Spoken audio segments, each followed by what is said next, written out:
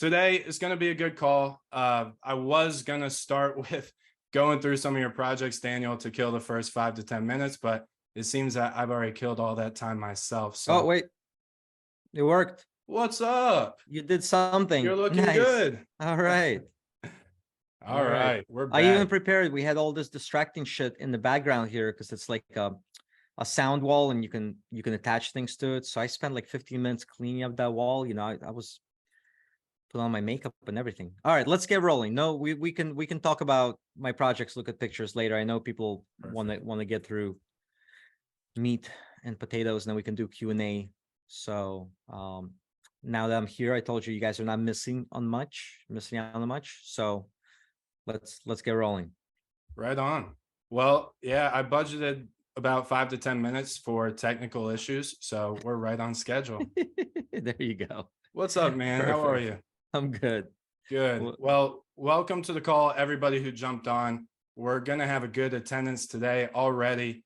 We have about 70 of y'all who've been watching us struggle. So thanks for your patience. We're going to talk about development today. We're going to talk about commercial development, but Daniel's also a residential developer as well at a very large scale, comparatively to what we all do as real estate investors. So we're going to use today to kind of go through his story. There's something that I've always kind of noticed with you, Daniil, is you put out great training. You make yourself very accessible. You're always out helping people, but I can't find any video or anything where we've taken your story from A to Z and really looked at that, dissected it, and figured out all the, the bullet points that we can take home and recreate what you've done. So today we're just going to grill you with questions. Okay. Everybody in the chat, as you've already pointed out, you can't really say anything in the chat. So let's hang out in the Q&A section. All your questions, we're going to do our absolute best to get to them as much as we can. But with the amount of people on the call, we might not get to all of them, but we're going to do our best. One point I will throw out there early, fair warning, if your question doesn't pertain to the topic that we're talking about at that time, we're going to save it for when we get to that topic or at the end of the call when we just do open Q&A. And I will do my absolute best to make sure it's very clear of what topic we're on at the moment.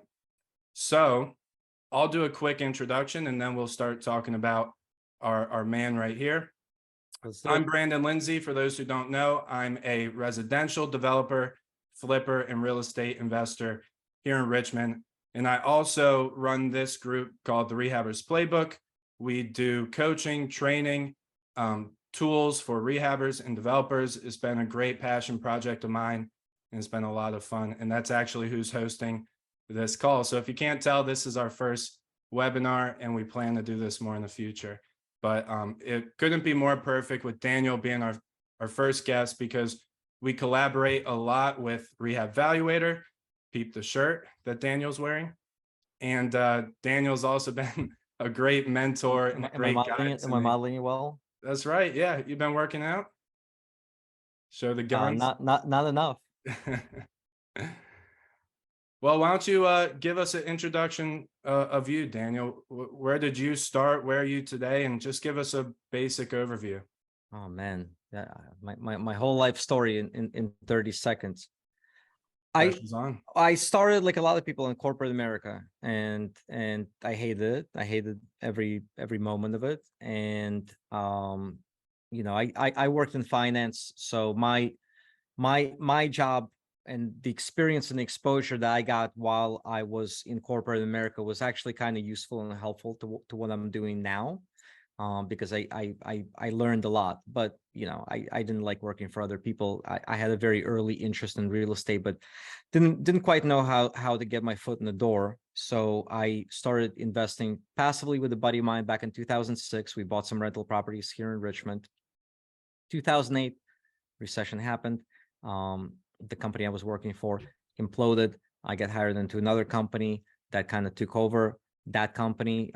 Bear Stearns was the company that imploded. It was a big investment bank in New York City.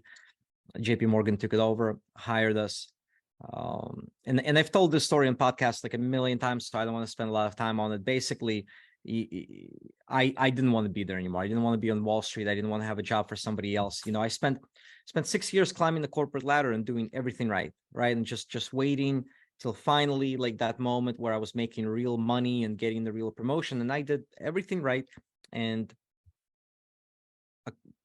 no fault of my own, completely outside of my control. Economy crashed. Company I was going up the corporate ladder and imploded. And at that point, I just said, you know what, this is ridiculous. Like, I did everything right. I played corporate politics. I worked my ass off. I worked 80, 90-hour weeks. And here I am, completely outside of my control, you know, starting over again, right? And at that point, the economy was so bad that, you know, there was really no more sort of forward corporate track in what I was doing. And I said, you know what, this is ridiculous. I've wanted to work for myself for a long time. This is a great opportunity to just go and do that. So, you know, the JP Morgan took over our company. They hired our group. No deals were getting done anymore. You know, I spent a couple of years on Wall Street. I got to work on like large deals, multi-billion-dollar bond deals. And then all of a sudden, 2008 happened. All the deal flow dried up. And now everybody around me is just sitting there, literally just trying not to get fired. That's it. That's all the people were doing. They were just playing corporate politics, going to bullshit committee meetings, just to keep their job. And I said, you know what? I'm going to start taking 2-hour lunches and showing up a little bit late, because the trick is to get laid off and not to get fired. If you're working a corporate job, Trevor, I'm talking to you because I think you still have your corporate job. Yeah, he's getting closer. The trick is to get laid off and not to get fired, which means you can't just completely stop working because they'll fire you. You have to just put in enough work and be liked enough to where they will not fire you. But when they decide who to lay off next, they're going to naturally think of you because you're not really contributing much anymore. And so I started taking 2-hour lunches. I started doing the bare minimum. And finally, they laid me off. And the difference between getting fired and getting laid off, in my case, was a 6-figure severance package. That's right. Right now, I didn't get it in cash. It was all in JP Morgan stock. It took 5 years to vest. That's a separate story. But I got laid off, and they said, I'm not going to send out a single resume anymore. I'm done. Like, I do not want to work on Wall Street. I don't want to work in corporate America. And so, you know, I moved from Manhattan. I lived on the Upper East Side. I moved back to Virginia, and I was 28 years old. And I've told the story multiple times, and I think other people would probably hide this fact. I'm kind of proud of it. I was 28. I went from making $200,000 a year to moving in with my parents in their spare bedroom at 28 years old. Right on. And it was awesome because I was lucky. I didn't have a family yet. I didn't have commitments. And I was lucky enough to be in a position where I could literally reduce my living expenses to almost nothing, which gave me a lot of freedom to build the right kind of business and build it slowly and make the right long-term decisions in my business to where I didn't have to make short-term decisions on just how to pay my bills tomorrow. And I was very fortunate in that regard. Not everybody, you know, especially as you get older, not everybody can just be like, fuck it, I'm going to quit my 6-figure job and start over, because you've got bills to pay. You've got a family to support. Mm-hmm. But I was lucky in that regard. And so that allowed me time to figure out what I wanted to do. And I knew I wanted to be in real estate. And, you know, I same partner that I had. We already owned a couple of rentals here. I was in those deals passively. I now came to Richmond. I started managing those properties myself, and I learned property management hands-on because I took over property management. And then we bought our first deal that I did myself in Richmond. We bought a shell, 2,000 square foot house, gutted down to the studs. It was in terrible shape. We bought it for $60,000. And I literally spent 6 months with my buddy just swinging the hammer and doing almost any work that we were able to do ourselves. And he was much more handy than I was. Everything except for electrical, HVAC, plumbing, you know, some drywall. We did everything in the house ourselves. I worked 16-hour days. So I went from, it was great. I went from wearing a 3-piece suit and making $200,000 a year and having a on the surface a prestigious job, but I was really miserable, Yep. to making no money, swinging the hammer for 16 hours a day, living with my parents, and I was never happier. And by doing that one rehab, I learned so much Yep. just about order of events in construction, what Mhm. things should cost, how to go out, get bids, how to actually perform a lot of the rehabbing tasks, which then allowed me to evaluate when we started hiring contractors to do this, because you don't want to do this, Sure. the Yeah. rest of your life, right? But it allowed me to properly be able to evaluate contractors on how to when they started performing those tasks, because at least had, I'm not a pro, but I had a hands-on understanding of how flooring should be laid, of how painting should be done, of how trim should look, how Mhm. kitchen cabinets are hung.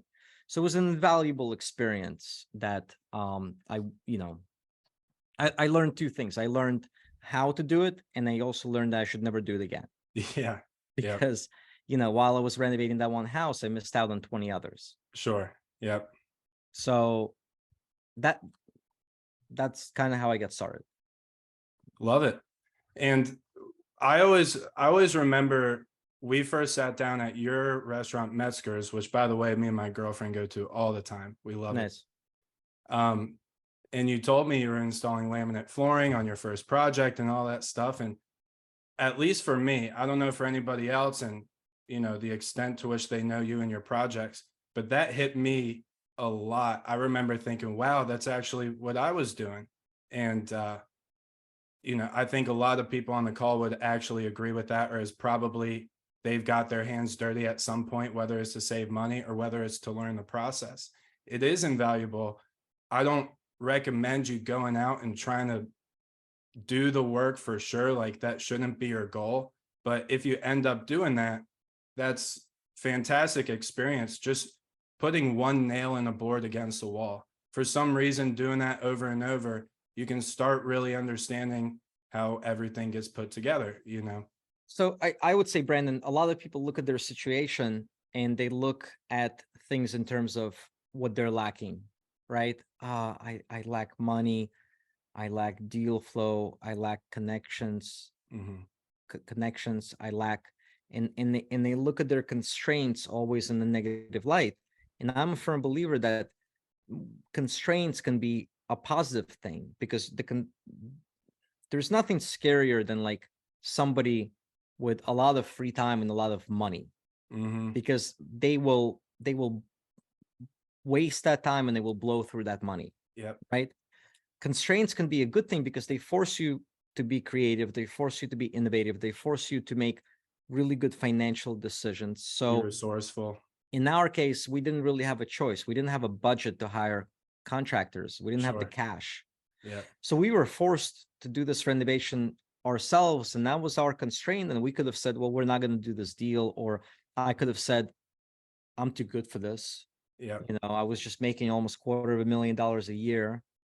Why should I be laying down floors? Yep. No, we said, fuck it, let's go. Let's Yep. get this thing done. Right. And so constraints, you should be looking at constraints as a positive. Same thing with money, right? You're going to be forced to make better financial decisions. You're going to be forced to do a better deal. You're going to be forced to negotiate the better deal for yourself if you have financial constraints.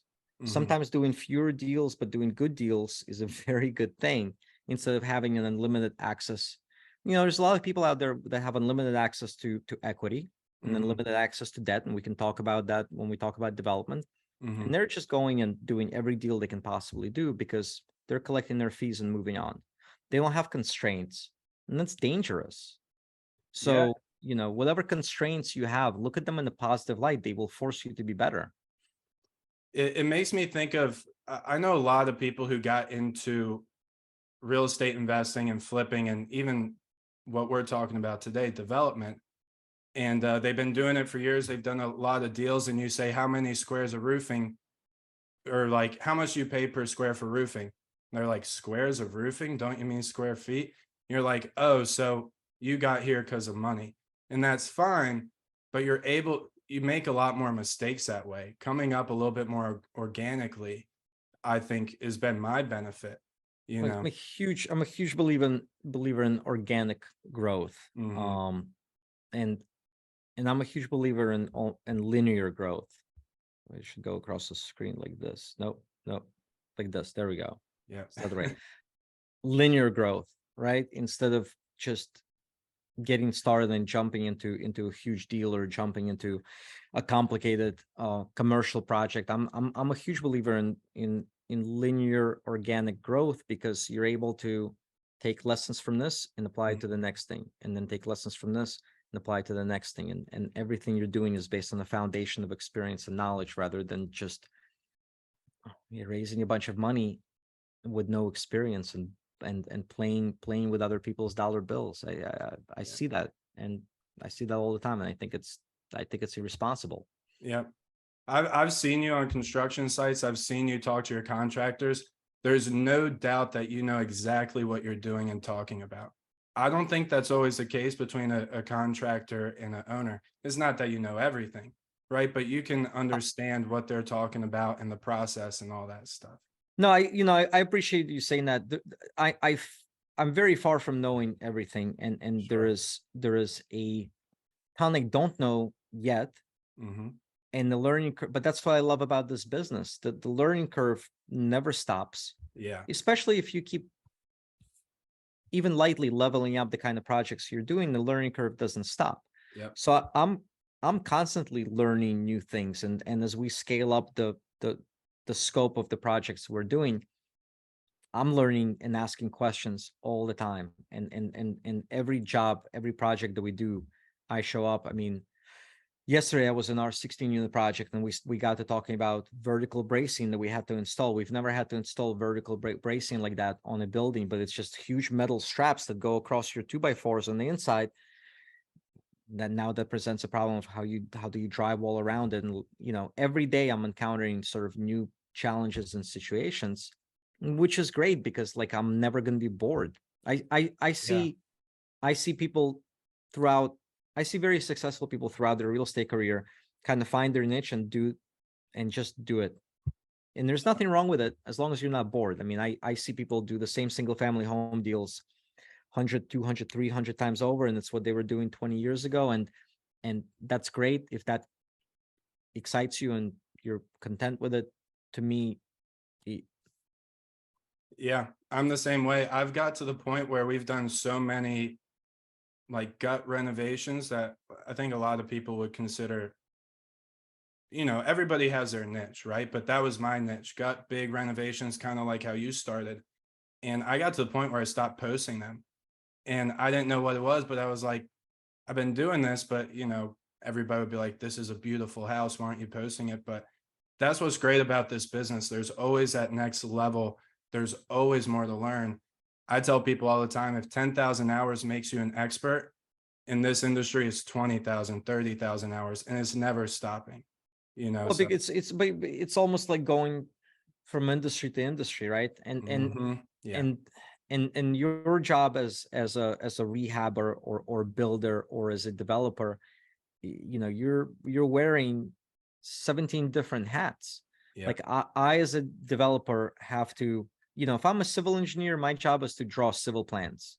If I'm an architect, my job is to draw architectural plans. If I'm an electrician, I need to be able to read those electrical drawings and go and do electrical stuff. My job as a developer is to understand all of their drawings, Hmm. how they talk to each other,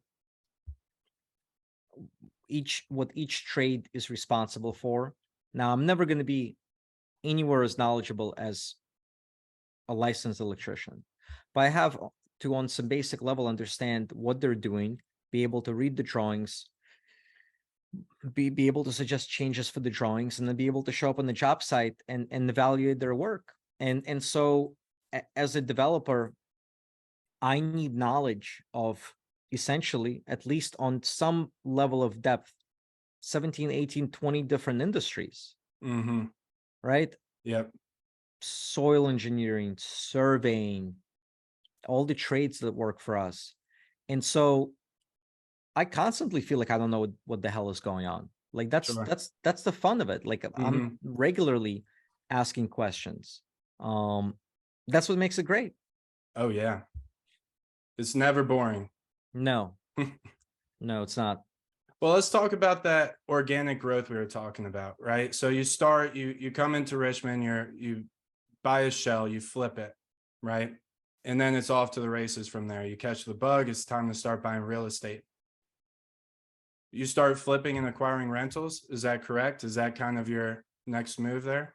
Yeah, I didn't do a lot of flipping, right? I did Okay. some wholesaling when I started. I did a couple of flips, but my goal from day one was to build a rental portfolio. Mm-hmm. I never got excited about big checks.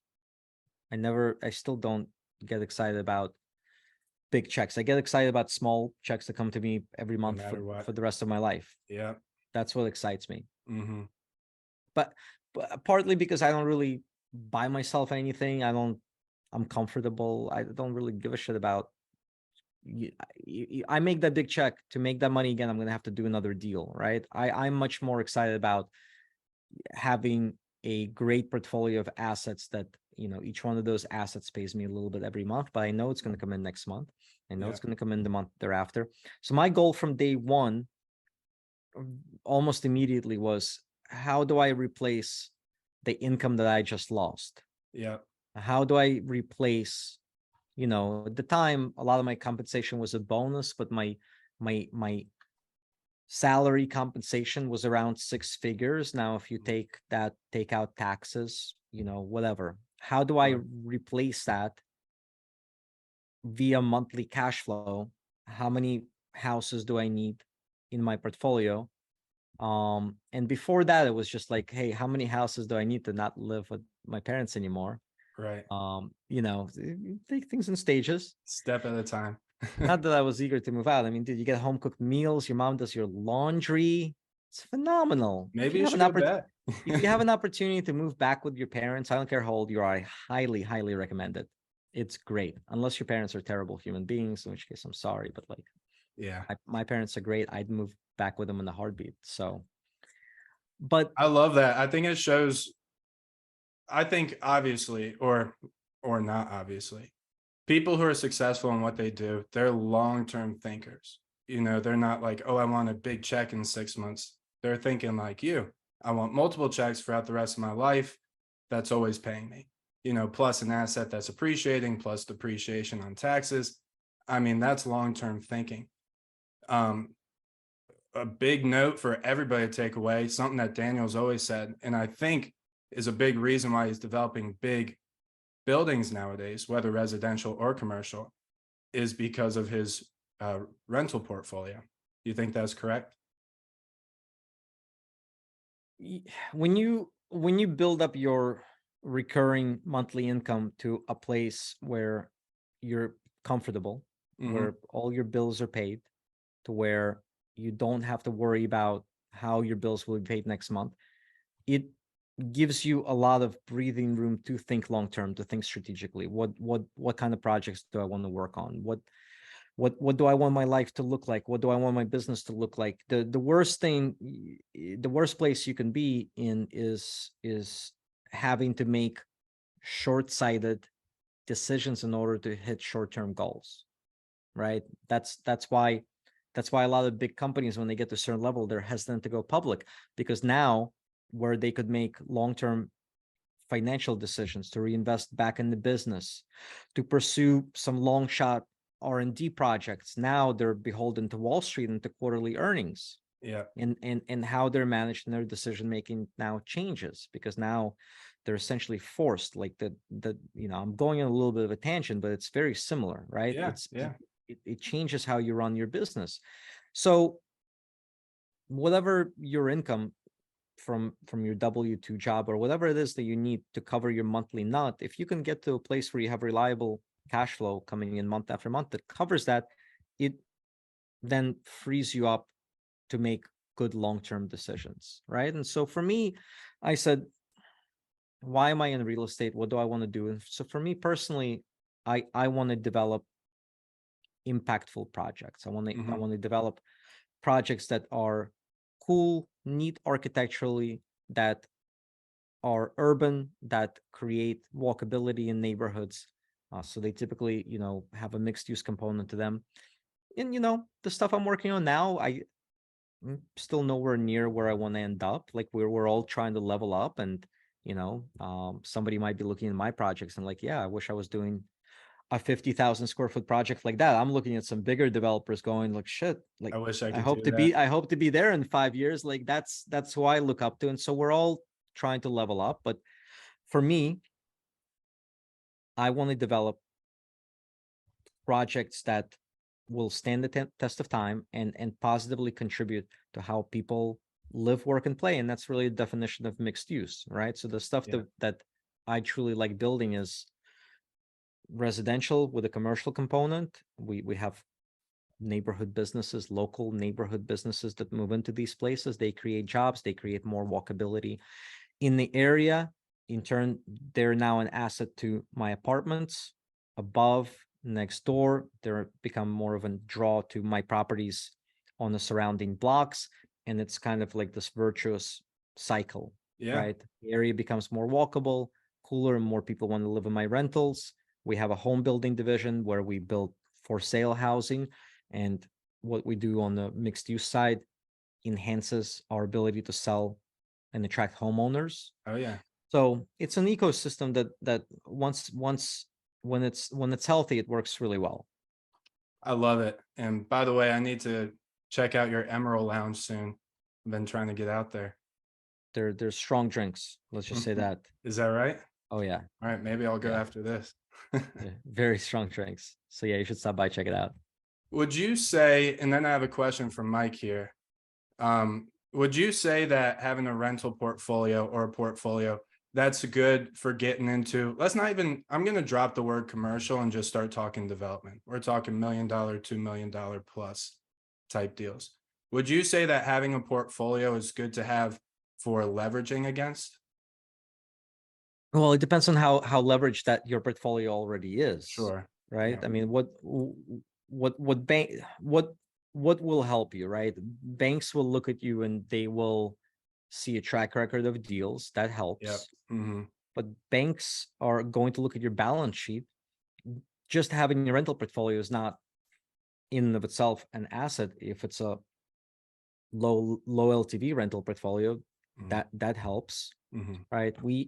We teach, you're an inner circle, and so we've taught our inner circle members how to rebalance their portfolio that's low Yeah. leverage to where you can shift all your debt to a piece of your portfolio and then free up another piece of your portfolio, and now you can leverage that on a short-term basis I or love in a that. long-term basis, Yeah. right? There's once you have a balance sheet, now you're playing chess, right? And there's a lot of neat things you can do with your balance sheet that can help your business grow, but you can't be doing bad deals. You can't over leverage yourself, because then it goes from an asset to being a liability in reality, right? Because if the market moves against you, you're now underwater. But also when banks look at you and they see a highly leveraged portfolio, they view you as a bigger risk. So it just depends on what your portfolio looks like. Do smart deals. I like that. I wrote that down for myself. The balance sheet. Once you have a balance sheet, now you're playing chess. I like that. Mike asked, and it's a very general question, but any suggestions on how to stay focused on linear growth and stop chasing shiny object? Any advice for that? Get off social media. I think clarity of vision. You've got to make sure you're in whatever business you're in for the right reasons, right? So take development, for example. It's a pain in the ass. I mean, everything about it is a huge pain. Like, I don't hide it. And it's hard. It requires capital. It requires a astronomical amount of patience, a lot of knowledge. Yeah. There's easier ways to make money out there. So you need to have the right reasons to be in whatever it is that you're doing, and have kind of a clarity of vision, right? What do I want to contribute to this world? What do I want to do every day? There was I heard in some podcast, and it was a great example, and I don't remember who said it or where I heard it, but basically, and one of my mentors back on Wall Street also gave me this advice, right? Which is, whenever you're trying to ask a question, instead of asking like a marginal question, like, would I'm working a job, would an extra $20,000 a year make me happy? Ask yourself extreme questions, right? So, for example, when I left my job on Wall Street, and I was trying to decide, do I send a round of resumes out and try to get another job? Because now I have no income coming in. I don't know what I'm going to do for the rest of my life. I have nothing. I asked myself an extreme question. Daniil, if somebody called your cell phone tomorrow out of the blue and said, Mr. Daniil Kleyman, we would like to make you, being some dumbass 28-year-old kid, a CEO of a Fortune 100 company. You're going to make $5 million a year, fly on a corporate jet, have 3 personal assistants, executive assistants. Would I take that job? And I reflected on it, and the answer came back, no. No, I still would be working for somebody else. I would still be building somebody else's vision.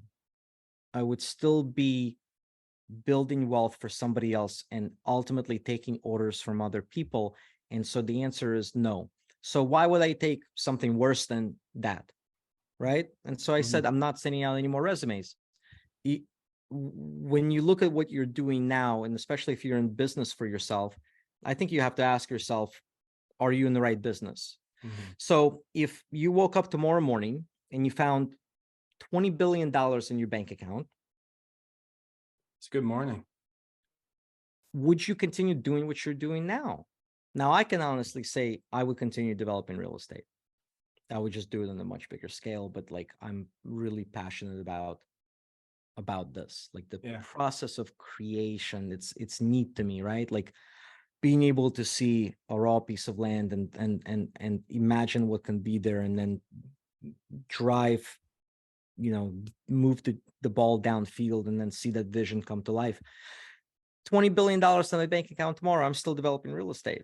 So that tells me that despite how difficult it is and how long sometimes it takes to get paid on projects, I'm in the right business. I'm very lucky. I'm incredibly fortunate that I found something that truly inspires me, right? But you should ask yourself that same question, right? If you're working hard to scale something, if you're working hard to push something forward, the way to stay focused is to know you're doing what you're supposed to be doing. So I'm circling back to your question, Mike, right? The way to stay focused is to hopefully be doing exactly what you should be doing, right? What you're meant to be doing.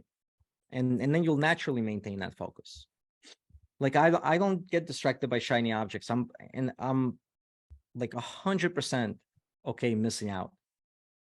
Missed out on crypto. I missed out on meme stocks. I missed out on NFTs. I missed out on so many opportunities over the last 10 years, and that's okay. Like I'm really happy to miss out. I think that's why a lot of people look up to you. And I'm speaking for myself when I go more into this, but I remember you putting that post out on Facebook about the CEO $1 million deal. Would you take this deal? I remember as I'm reading it saying no, like not even finishing it. And it takes me back to what you're talking about earlier with starting with the job and then thinking that a job provides more security. And I remember being a young kid, very young, in like middle school, being like, how is that more security? Somebody's determining my future. At the very least, if the economy crashes, the employee gets fired, I at least have a head start into having a business. So I think a lot of people on this call can resonate with that and at least take pieces of that with their business for sure. Yeah, I hope I end up saying at least one smart thing on this webinar. So it's the idea. One is good. One is good. All right, question. Well, set the bar low. Yeah. Let me check these to make sure we're on the right topic. All right, well, I think it's good to, well, let me go into, I want to go into new construction first. And then a lot of people are asking about financing or at least funding to develop raw land, I want to talk about that right after it. Okay. But new construction residential, Hmm. when did you start getting into that in your career? Probably 2014. Okay. I feel like I finished my first projects in 2015. So 2014 is when I started building. And, you know, at that time, land was easily available. Mm-hmm. We were still coming out of the recession. Buildable, infill buildable lots were abundant and nobody was really paying attention to them. Yeah. So I was very fortunate because by 2011, 2012, I was in a good financial place where I had a little bit of patient money, Mm-hmm. right? Patient money means I can put this money into something and they don't need the return on it right away. Yeah. So I started picking up some infill lots, very cheap, 15, 20 grand. And, as I was doing that, competition was increased. I was doing gut renovations. Like I did probably 60 gut renovations in a time period. And A, I was getting sick of doing gut renovations. B, competition for rehab projects started Mm-hmm. accelerating, Mm-hmm. where before you could actually buy properties below replacement cost. But Yeah. as competition heated up, now you're buying buildings above replacement cost, Yeah. right?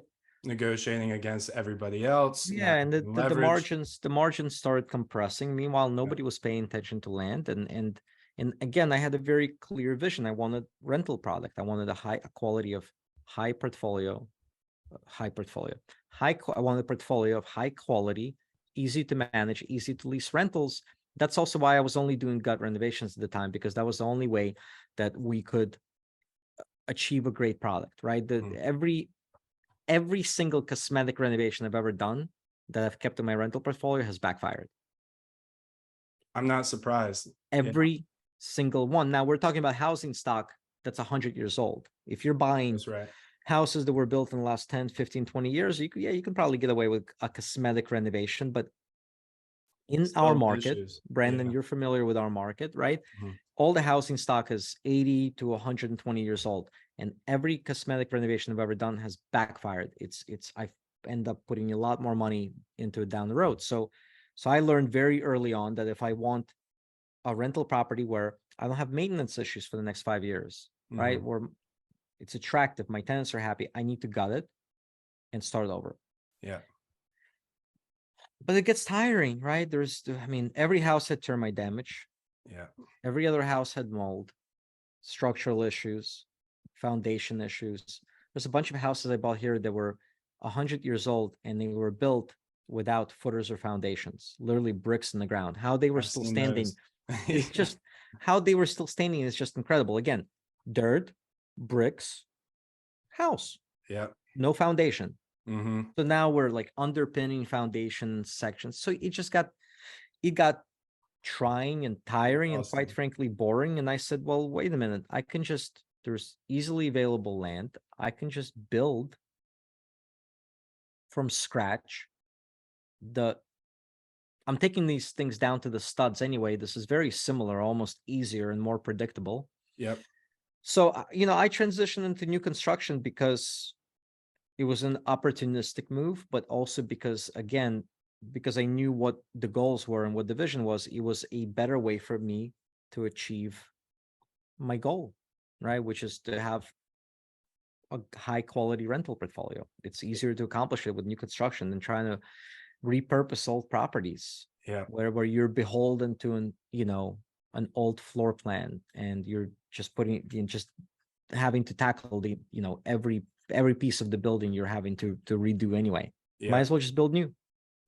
It's funny you say all that about new construction too. That's my absolute favorite part is whether it's for rent or for sale, we find the same problems with cosmetic renovations. Over my career, I'd say 10 to 20% have been cosmetic. I guess I'm the crazy person who does a full gut. But what was crazy is I would be selling those houses with a much smaller inspection list because everything's new. Mhm. And it'd be like, oh, you forgot a a filter or, something stupid, right? We just pop it in, walk away. We've had Yeah. people, we've had buyers reach out to us directly as the owners, not even the realtor, and say, I want you to know we've never had a house that didn't have an inspection list. You got it all done right away. And that also pertains to rentals. The last thing I want to do is have a rental and then being called in a month. Put a tenant in, then you get called in 2 months Or every month. or every Every month, month. I which mean, is more the first realistic. batch of rental properties I bought, we bought them at the top of the market. They came with a lot of deferred maintenance, and we did not have the funds nor the knowledge to even, you don't know what you don't know, Yeah. right? We didn't fix those properties up, and all the cash flow that those properties generate on paper went right back into the properties for many years. Yeah. And you're getting called every month, and you're just playing whack-a-mole with problems. That's right.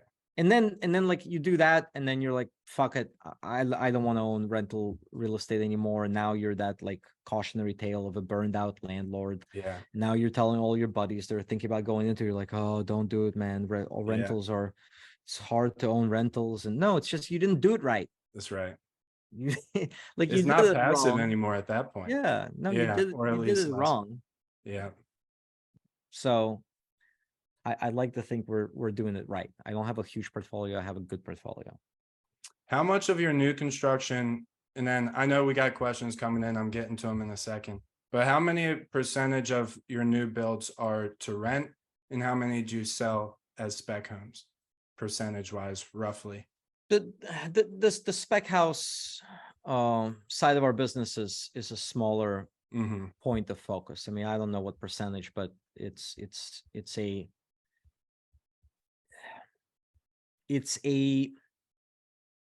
a way to generate additional equity, right? So, you guys have questions about money. Everybody has questions about money. In any real estate transaction, you need two things when it comes to money. You need debt and you need equity, right? Debt is easy. You can get debt if your life is halfway put together, you can get bank loans. Right. Equity is where everybody has problems, right? I want to buy this $1 million building. I can get 75% from the bank, but I need $250,000 to do this deal. Where do I get it? Well, there's a lot of ways to generate equity. You can raise it. You can bring in equity investors, limited partners. You can bring in a joint venture partner that puts up the money, or you can have some operating business that generates that equity for you. And now that operating business that you own is now the equity investor in your passive deals. So there's multiple ways to do it. So for me, I'm not a fan of asking other people for money. I'm a much bigger fan of generating equity myself. So building spec homes is one of the ways in which I'm able to generate equity here and then deploy equity here into my long-term portfolio. Active to passive. Yeah. So like any one of you that's rehabbing houses right now, if you're a flipper, you're already doing it. Now take a look at where that money is going. And that money, if you need to pay bills, but reinvest into the business. But then like that money should be going into long-term assets because you already have something that generates equity. Most people that generate equity just don't put it in the right places. Right. And then they wake up a year later and they're not better off financially than they were last year. Same thing for wholesalers, right? If you're wholesaling, you already have an operating business that generates equity. Don't buy a Lambo, buy a quad. Right. And then use a quad to buy. And then use the quad and still don't buy the Lambo. Buy a Lambo. Okay. Yeah. Get a nice Tundra like Daniil. Practical. Yep. My kids love it. So, but that's, I think a lot of people are kind of missing those pieces of the puzzle, but they're not hard, right? Debt is abundant. There's still a lot of money that wants to be in real estate. Equity is also abundant. You can go out and you can raise capital, or you can generate capital. Right. So, Our software business is another way in which we're able to have Yep. an operating business, Mm-hmm. provide a great service to people, Yeah. makes good money, generates a lot of revenue, and we have an operating business here, and that money gets reinvested into more projects. Absolutely. And then it becomes a snowball effect, Mm-hmm. right? Because I'm now taking that dollar that I worked hard to generate as a wholesaler or as a flipper, right? And I'm putting that dollar somewhere else where that dollar is going to work for me for the rest of my life. Yep. Um, that's a much better use for that dollar, because then when that dollar goes into something that then works for me for the rest of my life, I can then take the recurring cash flow from that Have and fun with spend it on whatever, because it's going to come back to me every month. Yep. It's very simple. It's not hard. Love it. Question here, quick answer probably. What's the typical price range of your spec homes? In the 400s these days, in the low to mid 400s, that's most of ours. We're working now on some townhomes. They're going to be much higher than that, bigger and higher. North of 800. Yeah. Traditionally, I like to play not in the very entry level, but what I would call, like, in Richmond here, we would call it sort of your first move up home. So, the $450,000 is not the house that you would likely buy as a first time home buyer. And it's very hard to build those now and make them affordable. Yeah. But this is like your first move up product. Love it. And I have one more question on new construction, and then all these questions that are coming in are going to come when we start talking about commercial development. But new construction, for all the reasons we just talked about, I'm very bullish on it. But I'm not only bullish for those reasons. We have an ever decreasing inventory problem, or ever increasing problem with decreased inventory. Everybody knows what I'm trying to say there. Yeah. To me, bringing new homes to the market is only going to put you in a good position, right? Now people will say, well, they're more expensive, and with high interest rates, that just makes them even more expensive to own. But my response to them is 92% of homes right now in America, I think, have a sub 4, or is it sub 5 mortgage rate? Probably, I don't know if 90 it's sub some 4. percent have sub 4, but a big chunk have sub lot of 4 them. interest rates. Yeah. They're not selling their house. Even if they're moving, they're probably keeping that house. Mhm. In itself, that mortgage is incredibly valuable. So what do you think of that idea? That's just my idea. I'd love to know what you think. But to me, it just makes more sense to keep going into new construction, whether that's to rent or to sell. There's definitely a supply issue, right? I mean, I Mhm. always laugh when people make a comparison between now and like 2007, 2008. I mean, it's nothing. It's Nothing. absolutely nothing Mm-hmm. like 2008, because there's a massive undersupply of homes. Mm-hmm. Partly because the people that are locked into low rate mortgages are not selling, Yep. they're not moving, but new households are being formed, right? There are home buyers out there, and there's very little supply. And what we're finding, and I can't speak for every market, I can't speak for your market, right? Everything is local. So maybe you're in like a city that's True. oversupplied now. Yeah. But in our market, everything that we are listing at reasonable prices Mm-hmm. is selling. Yep. We can't shoot for the moon anymore, right? We can't push the market higher and Yeah. higher. Yeah. But when we bring a good product to market, new construction, and we list it for a reasonable price that's not overly aggressive, it typically goes under contract. Now, again, I think in this environment, you've got to be more strategic about your location. Yeah. You've got to put out a good product, and you've got to price it smart. But there's no question to me that there is still ample demand from home buyers. Mm-hmm. And again, like, maybe you live in San Francisco or somewhere where a lot of people are moving out from and not moving in, like, all that stuff matters. But if you're in the normal market with normal fundamentals, they're buyers out there if you can give them a good product. It's a really good answer. And I can attest to you putting them on at good prices, because this was a while ago, probably before we really started working together. but we had a flip back when I wasn't even doing new construction yet. And I think we listed the flip maybe at like 475, 480. And you had this beautiful, this is in Churchill. We were on 24th Street. You were up a little bit more. Beautiful. It's kind of like the gray, dark, modern houses. You had three. And you were selling them for the same exact price. And they were like the same square footage, same specs, but they were new, beautiful houses. I was like, that's a great position to be in. I'm sure you made money and people were going to buy your, we're just waiting for yours to get eaten up so we can actually go play ball.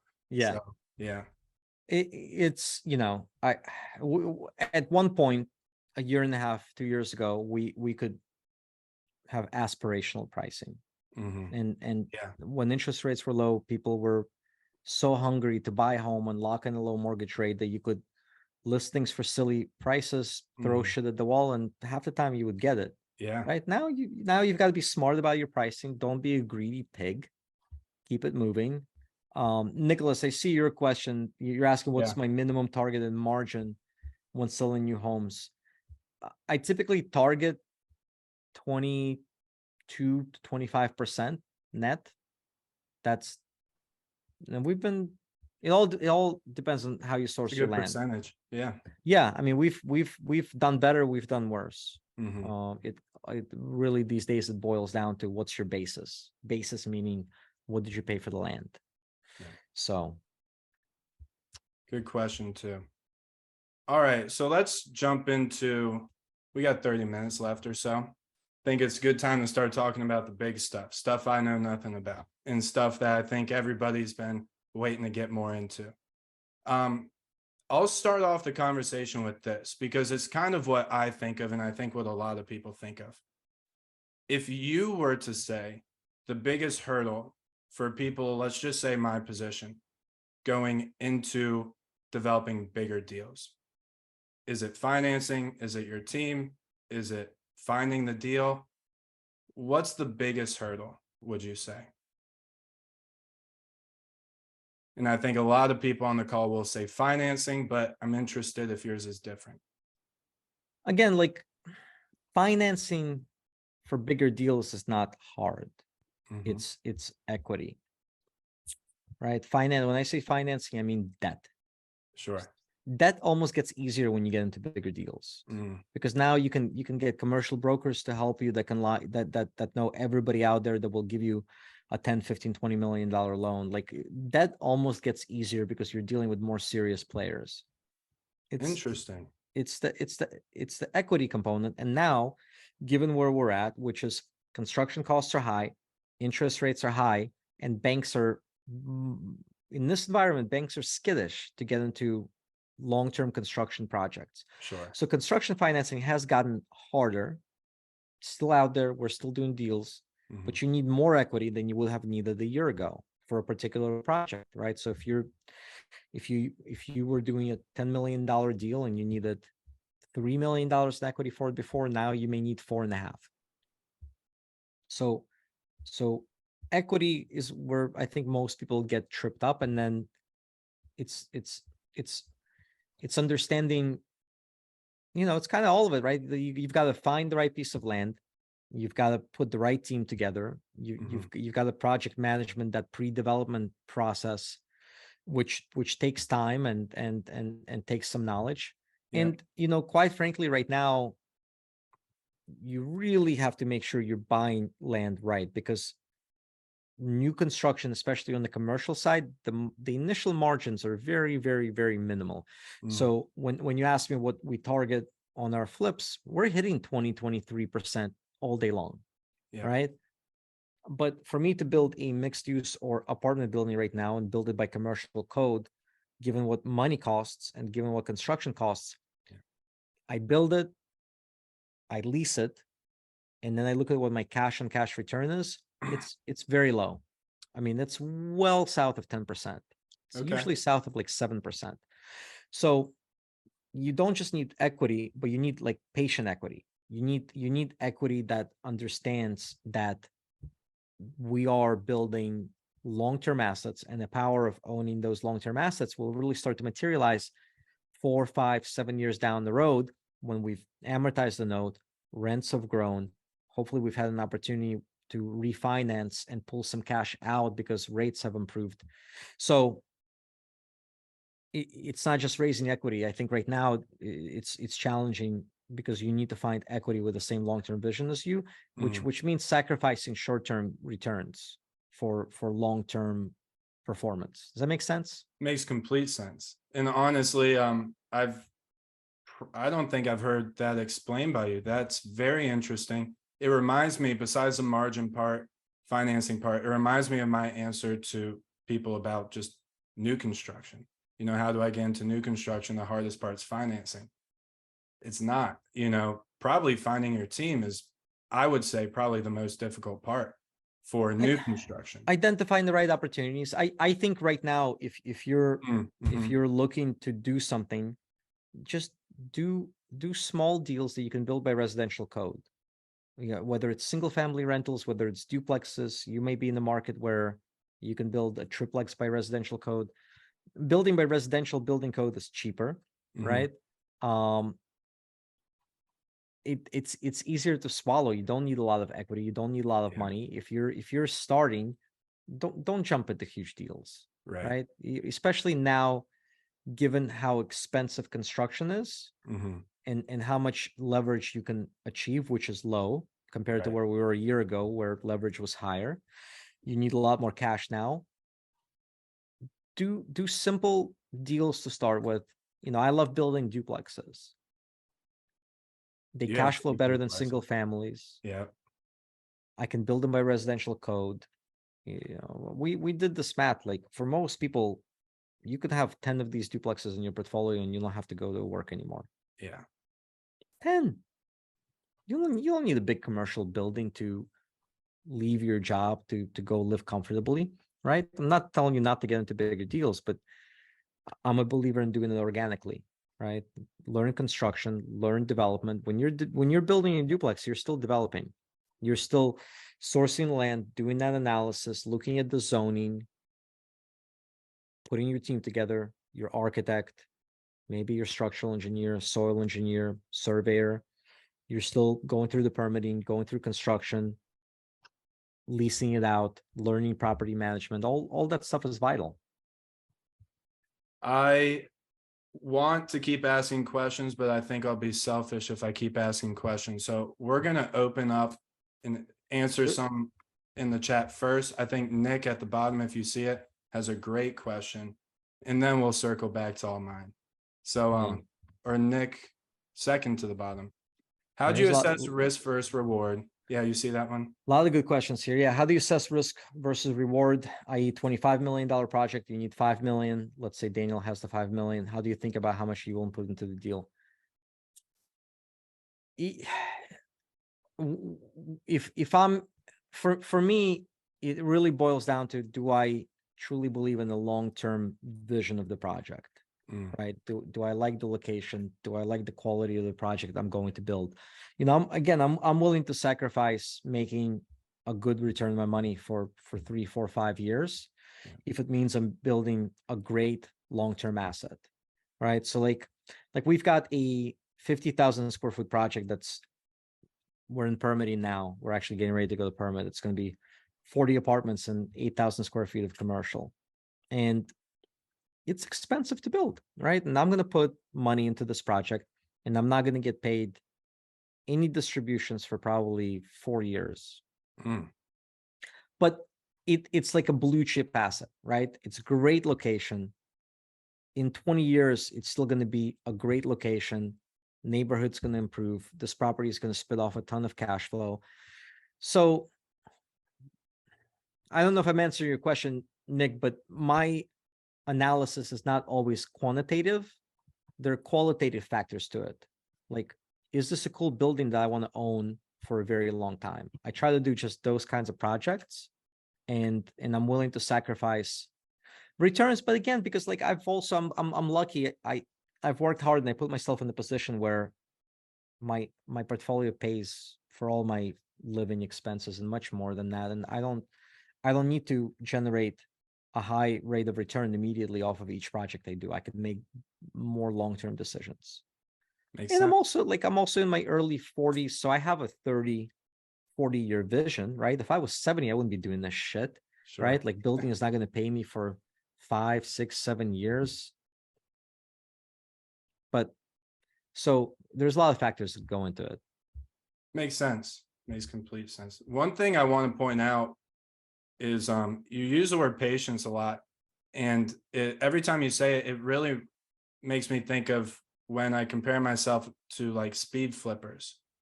Um, and I get jealous of them all the time because they're in and out of deals so fast. But I've been in bigger deals, especially more recently, that take sometimes up to a year, maybe even two, and or at least going in past a year. And over time, that's taught me a lot of patience. I'm like, okay, that check's gonna come, or we'll refinance then, or whatever it is. Um, this is just a general note for everybody, and you can expand on it if you want, but I think patience with what we're talking about, development, is probably one of the main skills you need to, and it is a skill, one of the main skills you need to bring to the table. Have some small children, like 3 of them in under 4 years. And then Like take them just pop overseas. and well, no, and just like and then just raise them for a year or two. They will teach you so much patience. But like jokes aside, it goes back to alignment with your vision, right? I'm able to be more patient because I know it's not just what's at the end of the road, right? Like we're not doing this for what's at the end of the road. I'm able to be more patient because I enjoy the process.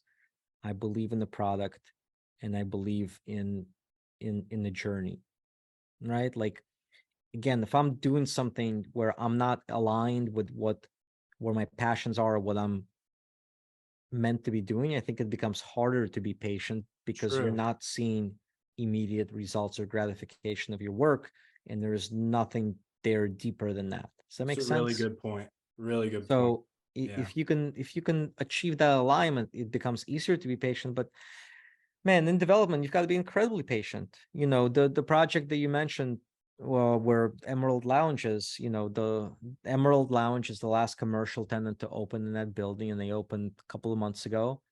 I bought the first piece of that assemblage in 2015. Yeah. I bought that land. Then we had to assemble the block, and then we had to go through many committee of architectural review meetings, rezoning meetings. Then we went to the drawing board and redesigned the project.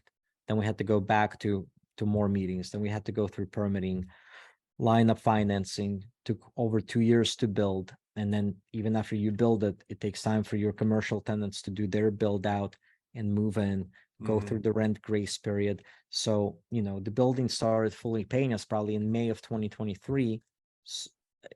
8 years or eight so. 8 years after I started buying up that land. Now that's an extreme example. It doesn't take 8 years, Hmm. but if you're doing a commercial project, you know, you can build something in 12 to 18 months, but the kinds of projects that we build typically take us about 2 years. Now that's 2 years from when I put shovels in the ground. Now you work yourself back from those 2 years, and it may take me 6 months to get permitted. Well, welcome to Richmond City, Yeah. right? Before I submit for permits, it may take me 9 months to go through plan of development review Right. with the city. Hmm. Before I go through the plan of development review, it may take me a year of putting all of our plans together, Yeah. right? I mean, architectural, structural, civil, MEP. So you work your way back 2 years, 6 months, 9 months. You're at 3.5 years now. A year for, I mean, it can take 4+ years to get paid on one of these deals. And so if you're just purely doing it for the money, you're going to have a hard time being patient. The way bigger developers monetize these projects is throughout the project. Once they put shovels in the ground, they're collecting construction management fees, they're collecting developer fees. So every time you draw money from the bank, piece goes to you and you're paying yourself. Even before you go through permitting, maybe you collect an acquisition fee. They stack fees into this where they're getting paid, right? That's Sure. when you look at bigger deals that get syndicated, Hmm. the general partner, the person that runs the deal and raises the capital, they typically stack fees throughout the deal where they're getting paid, but it doesn't fully align your interests with the people whose money you're raising, right? Sure. When I do deals with my own capital, it on a big deal, it may be 4 years before it starts paying me anything. Yeah. So like you'd better have patience. I think you're absolutely on the nose, and I never thought of it that way. But the more we talk today, is the more I think the passion part's a huge, huge part, or the vision, or just wanting to do it. Because yeah, if you're not going to see the money for 8 years, 5 years, 3, whatever it is, what's keeping you in it? There's easier, And you're stuck with it, I in a way. I will say this, right?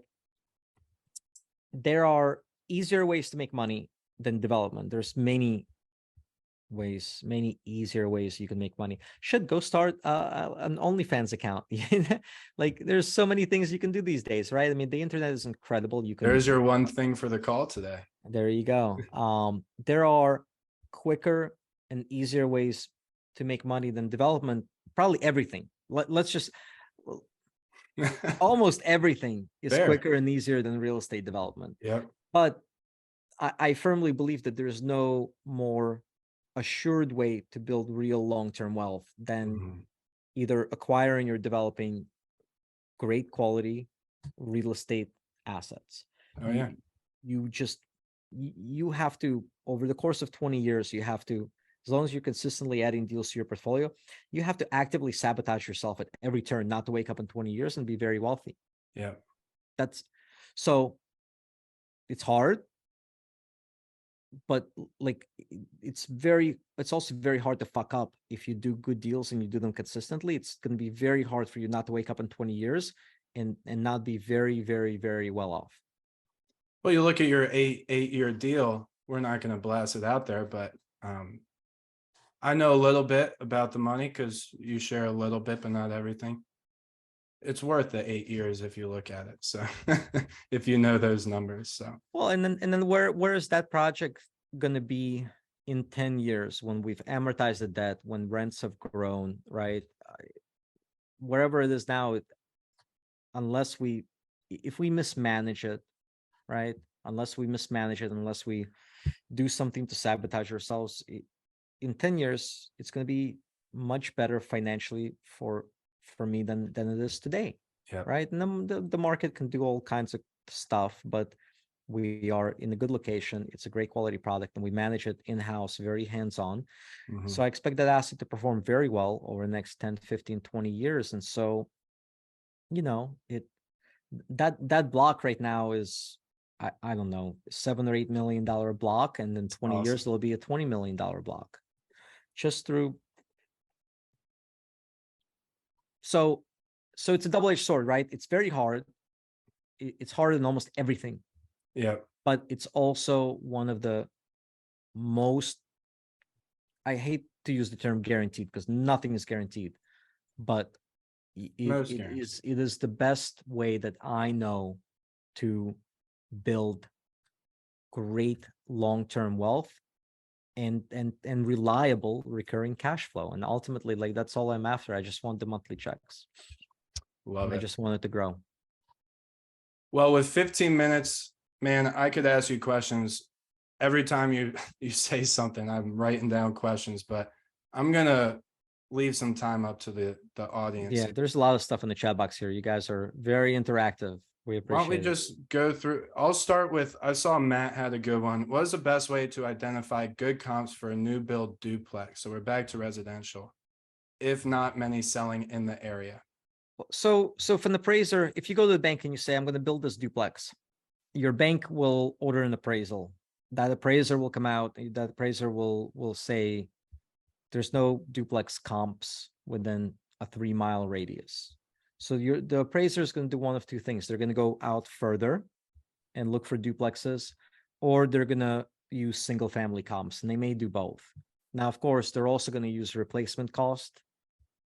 Right? There's 3 ways in which they appraise residential properties, which is what a duplex is. They're going to use income method, they're going to use replacement cost, and they're going to use comps. And if they can't find comps, they're going to go out further geographically, and then you'd better pay attention to what comps they're using, because if they're using comps from a worse area, they're going to screw you and you need to fight it, Mm-hmm. or they're going to compare it to single family and maybe make adjustments there.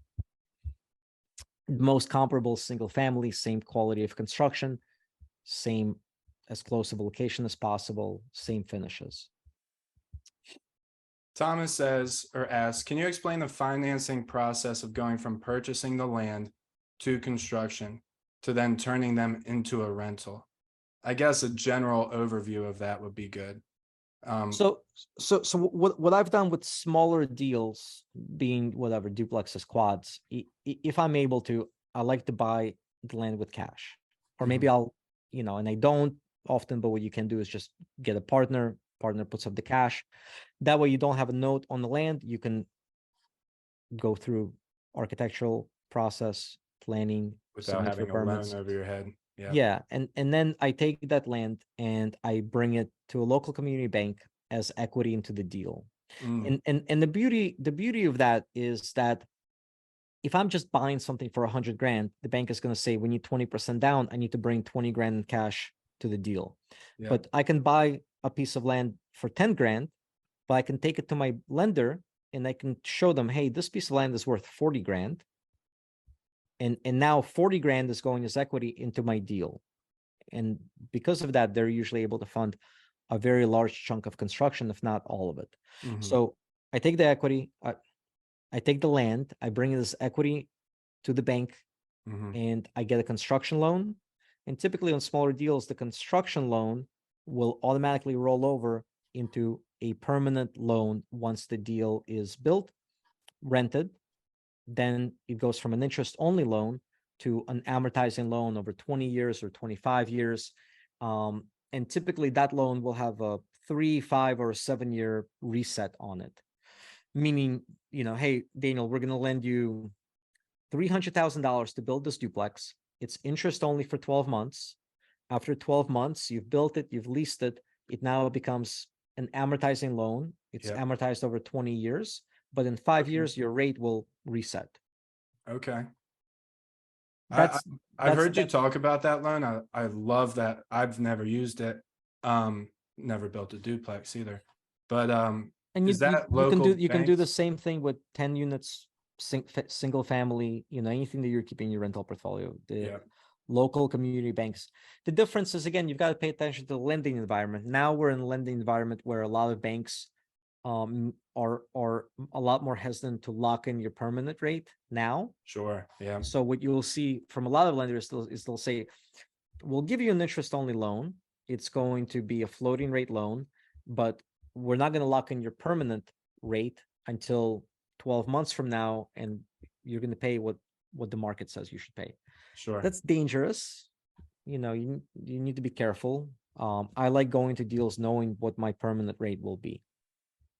I like that a lot too. And I mean, instead of going out and finding somebody to refinance your deal, that seems a lot easier, right? You just roll it over. You're not paying those fees, I'm guessing. Yes, Tell me. and Yeah. it gives you optionality, right? Meaning I can still refi if rates between now and when I've built this deal, I've leased it out. If rates drop 2 points, I'm going to have a prepay penalty in that loan. Usually it's a point, meaning, 1% of the principal balance. If I refi, I have to pay as a penalty to my lender. But if rates are in the meantime dropped by 2 points, I can still refi. I'll pay the penalty, but I'm saving a ton of money by moving into a lower rate. But it gives you that optionality. I don't have to Yeah. refi. I have a guaranteed permanent financing for this project already lined up. And that's a good place to be in. It's a great place. Not as many. Oh, and the end of his question, by the way, said one lender and we'll do a quick answer. One lender I spoke with said I need to buy the land and build the structure in one LLC. Then I need to sell it to my rental LLC for a reasonable price. Is this true? Doesn't sound right to me, but I don't know the specs of your specific deal.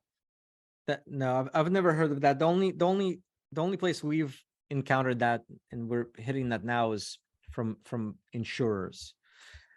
Mm. And I don't want to go down the rabbit hole, but like we have certain companies that insure our rental projects where they don't want that LLC to have development projects either. So we put things in a development LLC, and then sometimes we may try to move it into a rental LLC later, but I've never seen that requirement from a Like lender. it's a requirement. Yeah. Yeah. Clyde, who's been very active. Thanks, Clyde. Hope you're doing well. In developing portfolio with the way the market is right now, is it better to focus on long-term rentals, short-term rentals, multi-family rentals to get to commercial aspects of development? Okay, so I'm guessing he's saying to get to commercial, I guess. I think you need to do. I'm a firm believer in kind of doing what the market allows you to do, right? So, I mean, I will tell you right now, it is more profitable for us financially, purely financially, to flip Mm-hmm. than to build rentals right now on a short-term basis. It doesn't mean we don't build rentals, because again, it's a great way to build wealth and build up cash flow. Mm-hmm. So is Clyde asking, how do I get into commercial? What should I be doing now to get into commercial? Yeah, I guess so. I guess I kind of deleted. You know, Yeah. I love Airbnbs. We have 10 Airbnbs. They're in a great location. I think Airbnbs are a great way, especially right now, to juice up your returns on the particular deal.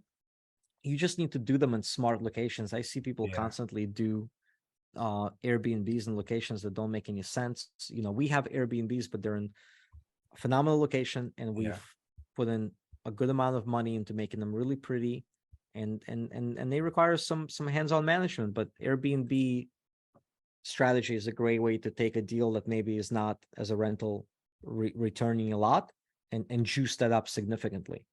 I like right? that. But you've got to manage it correctly. There's a lot of people doing, again, Airbnbs in locations that I just don't understand, and they're like, my occupancy is 30%. Nobody wants to stay here. Well, Especially now. you didn't do well. No, I mean, Always. there's been some stuff circulating online about like occupancy rates and Airbnbs in major cities going down. It's actually been debunked by AirDNA. Huh. Like short-term rentals are Fake news, man. It's everywhere. It is. Short-term rentals are only going to grow as an asset class because they still have a very tiny share of the hotel market. Mm. So I am very bullish long-term on short-term rentals, but just like anything else you do in real estate, you need to be wise about the location that you choose and the quality of product you put out. It's no different from anything else that we do. It's I would argue it's even more important with Airbnbs, because you're trying to attract people from out of town. Why would they stay here if they walk outside and there's nothing? Yeah. Or Nothing. There's stuff. or it's rough, right? Yeah. Like if they walk out the door and there's a corner store there where maybe like drug dealers are hanging out. That's where I see a lot of, those are the question marks I have. I'm like, this neighborhood? Are you sure? Like, what? Yeah, what are you doing? So just like anything else in real estate, you've got to be smart about location and quality of product. Yeah. And I'm extremely bullish on short-term rentals, but you just can't do that business as a novice, and hobby it. Right. It requires Yeah. It's focus and regular. strategy. Mm-hmm. Maria, who's at Inner Circle, I think she's Inner Circle. Yeah, she is. And a Playbook member, I believe. Regardless, what do you see as next for both of you? More of the same? For me, my answer is pretty simple. I'm going to keep building new construction, get some build to rents under my belt as much as I can, then hopefully get into what Daniel's doing. What about you, Daniil? You know, my goal is to continue doing meaningful projects, right? I like large scale projects because it's just a way for us to impact more people, right? Mm. And make a bigger impact on the area where we're developing. So I'm working on scaling that side of the business. I've got, you know, I own land right now that I haven't developed yet that's already entitled for about 500 units. Mm. So I need to stop buying shit for a while. Or else If you you'll have never good, go on if you have vacation good again. deals in Richmond, send it to me. But like, I'm already sitting on quite a bit of land in our pipeline that I want to develop. And Yeah, you'll be apartments and enabling mixed him. use. Exactly. Uh, So, but I want to keep, I want to keep doing more of what we're currently doing. Love it. Abu, as a newbie in the new construction world, how do you estimate costs? This is obviously not something we can really answer, but I tried several GCs in my area, but their price ups are too high, making deals non-feasible. What do you think? Well, go out to more GCs, first of all, right? A lot of GCs are still very busy right now. The prices that you may be seeing are like go away prices. Like, Right. if he takes it, I'm going to make a lot of money. And if he doesn't take it, I don't care because I'm very busy. Look at GC and things yourself, right? At the very least, what you should do is put a detailed scope of work together for your project. And even if you don't want to GC it yourself, you can go out and get it bid out by subcontractors and start getting a fairly good idea of what line items should cost. It's a really good point. Yeah. Yeah. And then, I mean, we have resources that help, but ultimately, again, like, like Brandon teaches estimating construction costs, and Rehabbalitor has pre-built cost templates, a lot of which Brandon actually edited and put together in the Rehabbalitor Premium. But those are guidelines.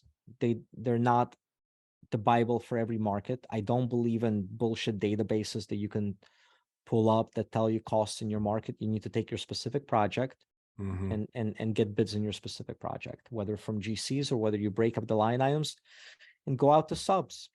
Yep. You've got electrical drawings, put together a simple scope of work, send it to some electricians.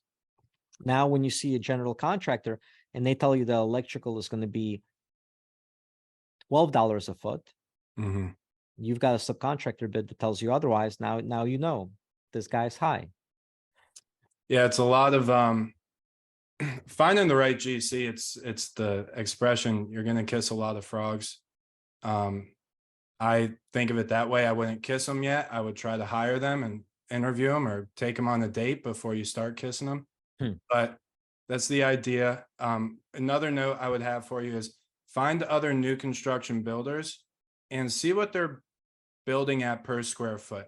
Don't run away with this number, but that can be a good start for you to see if that GC's number is way out of whack or if it's pretty close. That's great advice. Yeah. Should we go to the very beginning? There's some people that put questions in the chat very early. Yeah, you find one, go ahead, go for it. It's a lot of people saying, Brandon, get your shit together. Sean Hudley asked, where's the first place I should go to try and sell a 77-acre land plot? Should I reach out to builders? I mean, I would look in that area and see if somebody else is developing subdivisions from raw land. Lock up the deal first, have control of it. And my first phone calls would probably be to nearby, not builders, but land developers, right? Because typically somebody develops the land, breaks it up into parcels, does site work, brings utilities to it, and then they sell those individual lots to builders, or they sell them in groups to builders. Sometimes they're vertically integrated where they do land development and they build.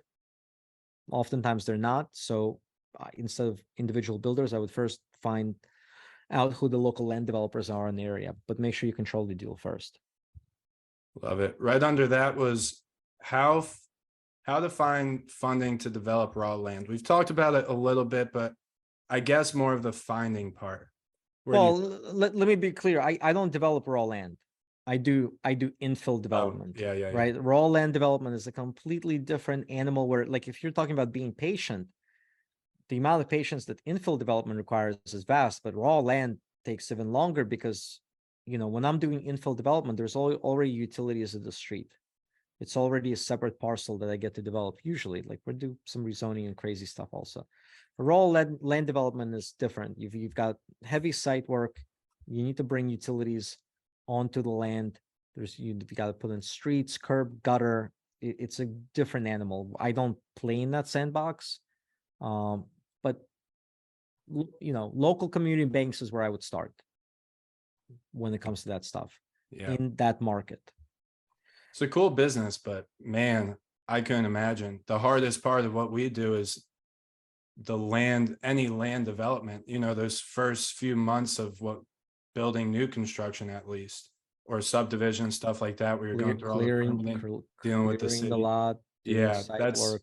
Yeah. Once we get through that, it's like, oh, let's go on vacation. They'll build the house, But yeah, that's an interesting business. I don't know much about it either, though. Let's see, Danny, you said, how do you evaluate viability of a development project? Any basic criteria you follow? I mean, that's kind of a broad topic. I do teach on that stuff. We have some training on our website for free, and we can put that in the chat box. If you go to rehabvaluator.com/developers, there is free training on. There's actually specifically a video there on how to evaluate land for multifamily projects that you should watch. So rehabvaluator.com/developers. It's one of the top videos on that page. But I mean, that's a little broad to teach here. And for everybody on the call, because I'm dealing with my own technical misunderstanding of this, I can't put it in the chat, or you guys can't see the chat, and I can't comment on the questions. So I am sending an email out tomorrow. It's going to have links to just extra resources and tools that me and Daniil have built between Rehab Valuator, Rehabbers Playbook, the trainings we do. The training that he's talking about is a free training for everybody to watch. I can make chat work. Did you guys see what I just put in the chat? I think they can't see the chat. Oh, nobody can see the chat because I just typed into the chat. Yeah, it says me to hosts and panelists. Let's see. Hold on, everyone. Let me try this. I'm going to type this to everyone. All right, now does anybody see the chat? Because now I just typed it for everyone. Oh, that could be it. Chat is disabled. I did something wrong. This is on me, guys. Don't you worry. I'm going to get that email out tomorrow. We'll give you some explanation of what all that stuff is. But his videos, if you're not familiar, which I know a lot of people here are, but those videos have helped me in my business tremendously. So you should definitely check it out. I'm glad to hear that. Okay, let's try to get through at least a few more. Nick, you said successful folks are also their biggest critics. You've been very successful. What is something that you're personally working on, or something you'd wish you'd done better in the last year? Well, thank you, first of all. I am constantly working on being a better leader, being a better leader to my employees and team members, as well as being a dad. I've got 3 kids under 5. One is almost 6. So that's something I'm constantly working on. I mean, I'm a very different, I think, leader and boss than I was 3 years ago and 5 years ago and 10 years ago. Part of what I've developed is a lot of patience, like we talked about, but that relates to everything that we do, right? I still am nowhere near where I need to be in terms of hiring and delegating, and I'm still wearing too many hats myself, and I'm doing too many things myself. So that's something I'm constantly working on getting better at, is limiting myself to higher level tasks, basically, and not being in the weeds. So there's plenty of other things that I could get better at, but if I list them all, we'll be here for a long time. So, well, we'll have to have you back on another call so you can do that. Okay. Yeah, there's one more question I saw, if I'm not missing any more. Something about, do you recommend using, I'll have to find it. Oh, people are saying they can see chat now. I just saw that too, by the way. So that's nice. Okay. Here it is. As a developer, this is Andre. How do you feel about using government funds, such as HUD home funds to aid developers in building more single-family residential housing? I'm not familiar with HUD home funds. Mm.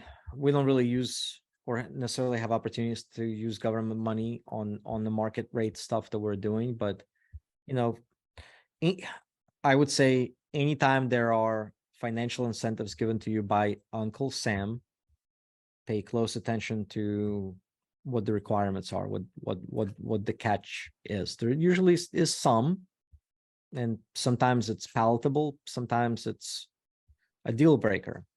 So whenever somebody's offering you money to help you, just understand everything that comes with it. When purchasing, we're going to run through 3 more, and I'm going to cut it on that. I know, Daniel, you probably have to get back. I have to go to your Emerald Lounge. So we got places to be. You got some drinking to do, my friend. Yeah. When purchasing land for duplex or spec build, do you always order a survey and soil test? I can answer this, yes and yes. Also, which comes first? Either, right? Both. I always order Yeah. survey One. ASAP, soil test.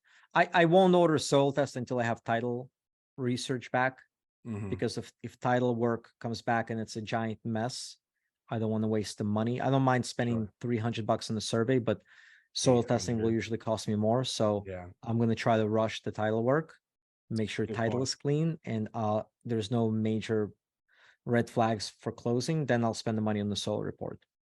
Here's the other thing with soil tests is sometimes they like to see what kind of home you're building on it too.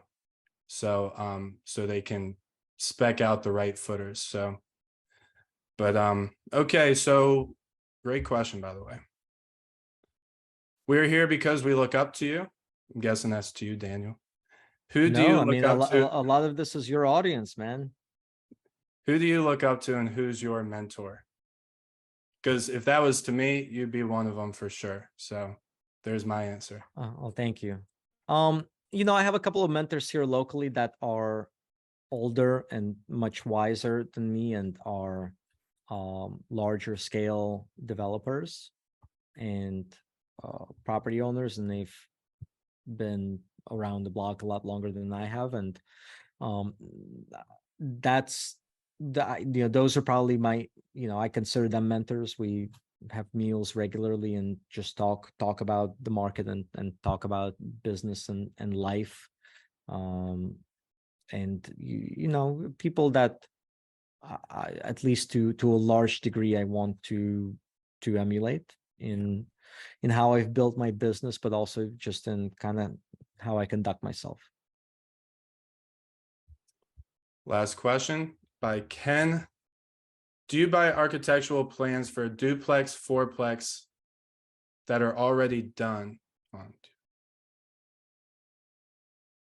No. Do you see this one? Yeah, I'm trying. No, I don't see it. Oh yeah, I do see it. Oh, the plans are already done. Yeah. Oh, okay. I found a website recently that is actually pretty cool. I put it, if you guys are in our circle, I put it in our Facebook group there. I put a link for it. So the answer is no. Every project that we do, every infill development that we do is typically unique, different size piece of land. We typically create architectural drawings from scratch for those projects. Now I've built, I don't know, 40, 50 duplexes at this point, and we definitely reuse plans but I reuse my own drawings and we adapt them to the unique piece of land in which we're now building a duplex. And maybe the duplexes that I built are 20 feet wide. Now this one is going to be 22. So the short answer is no, I don't buy plans. And I'm not really a believer in buying plans, because at the end of the day, you're still going to pay an architect that's local that needs to modify these plans for your local building code, which are state by state, local zoning. Make sure it conforms to local zoning, have to adapt it to the specific lot on which you're building. The construction methods may vary where you are from what the architectural drawings tell you to do. But I did find a website, and I don't remember the website recently, but there's a bunch of them online that sell all kinds of architectural plans. And they give you the disclaimer on the website that you still need an architect to get it ready for permitting. To me, though, that is very cool from like an ideation standpoint. Yeah. So I may not rely on those plans. I may still hire an architect. I love just scrolling through that website and going, oh man, like here's a cool duplex design. Yeah, if you Here's a remember good that design. website, send it to me. I'll send it to the group. It's in the Facebook group. You just gotta scroll down a Oh, little bit. It's in the no Inner problem. Circle Facebook group. Got it. But to me that's great. I love new ideas, new architectural styles, designs. But at the end of the day, I'm still gonna hire a local architect and pay them to design exactly the plans I need for my specific piece of land and for my local project. Yeah, there's something to be said about, like, I like how my architect knows my neighborhoods. They know the Hmm. houses around, how to conform, how to blend, be different, but also conform. And he's really good at it. And if you build that relationship with your architect, the world really opens up to you. Permitting becomes easier, bidding becomes easier, hiring Hmm. contractors as well. And I worry about people who try to save that money over and over because you're not building that relationship. You're not going to get better pricing over time. Nowadays, with how much we work with our architect, if I need a revision, he's like, no problem. You'll have it tonight. Don't charge me. Sometimes he charges me if it's a big one. Sometimes he doesn't. So this is one of the biggest team members. That's so Ken, was Ken the one that asked the question originally? Yeah, architecturaldesigns.com. Yes, that's what I was. It's architecturaldesigns.com. Awesome. And it's just a cool website to go look at and just be like, oh man, like that's a neat design for a single family. Like I like the way that looks visually. That's as far as I would go with that stuff. When you work with the same architect, they're going to learn how you do things. They're going to learn your preferences. They're going to learn the idiosyncratic things that you like to see in your drawings specifically. They're going to learn how you like to design things, and every project will get easier. You know, um, I can give you 50 million examples of sort of the things that my architect already knows. I have specific way that we like to soundproof between ceilings and commercial buildings, and it's not minimum code. My architect knows now to automatically have that in the drawings. It's little things like that over time will not just save me time, but the worst thing you can do is show up on the job site, see something wrong, pull up your general contractor or your subcontractor, and they say this is what's in the drawings, and you as a developer, you missed it, Mm-hmm. and your architect didn't know that's how you like things. So working with the same professionals has a lot of benefits. So don't try to save $1 a foot on your project only to lose $5 a foot fixing things during construction, or just have issues down the road because things weren't done the way you need them done. It's a really good point with not catching things in your plans. With new construction, your plans come in 8, 9 pages, maybe more, and you got hundreds of pages with your stuff. But it's really easy to not, with all the technical stuff, the numbers, the lines, really easy to miss stuff. And if you're using just stock plans, what if that's a Florida home with a slab? What if that's a built for a, concrete siding or whatever it is, stucco siding. So all those, that's a really good point. You don't nickel and dime when it comes to your lawyer. Don't nickel and dime when it comes to your architect. It's worth paying good people to do good work. Mm-hmm. And then you end up with a better product, and then you rent it for more and you sell it for more, and you make that money back. Yeah. And I'll expand on that real quick, and then we'll end it here. And by the way, do me a favor, say thanks to Daniil. He didn't have to do this. I told him an hour and a half, and now I'm going to take 2 hours of his time. It's all right. Yeah, so it's fine. But very gracious with your time. Thanks, Daniil. No, it's fun, man. I appreciate you inviting me on. Of course. And as I was saying that, I forgot where I was going with it. So maybe that's a good outro. Expand on something about paying professionals. Oh yeah. and no One thing architect. I've noticed with Daniel that I really like, and it's naturally was always a goal with our business, but you know, we see other people doing it differently. We're like, as we're coming up, are we doing it right, or should we be penny pinching? But I saw so many people penny pinching their team, and nowadays they just have a very weak rehabbing building development team. And over time, we have a very strong one. Even if we maybe pay an architect and you save money on an architect, we're always building a better product and probably still saving more money with all the obstacles we're not hitting throughout the project. And that's something I noticed with Daniel too. He has a great team, not only with his development, but his project management, his software. I've been in his office. I mean, he carries light, right? You pack light. It's not like you have a huge staff. I No, know people in town who have huge staffs. I'm like, I don't know where you get all this money. But no, yeah, we don't have a lot of people. But he has very high quality people, great people. And I think that's a very key point for a developer, because it's a team sport. It really is. It's 100% team sport. Yeah, I mean, you and your projects are only as good as the quality of your team, whether it's planning, execution, or ongoing management. It's, it all depends on the people. I love it. Well, again, thanks, Daniel. I appreciate it. Thanks so much. I My owe pleasure. you a drink when we go to Emerald Lounge. Sounds good. We'll do it again in the future. Next time I blackmail you to do this. And Happy to anytime. This is always fun. I like talking about this stuff, and it's a great group. A lot of participation today. So we appreciate it, guys. Thank you. thanks, everybody. Y'all All have right. a good day. We'll see you next time. See you, Daniel. Thanks, man. All right. Bye. Bye.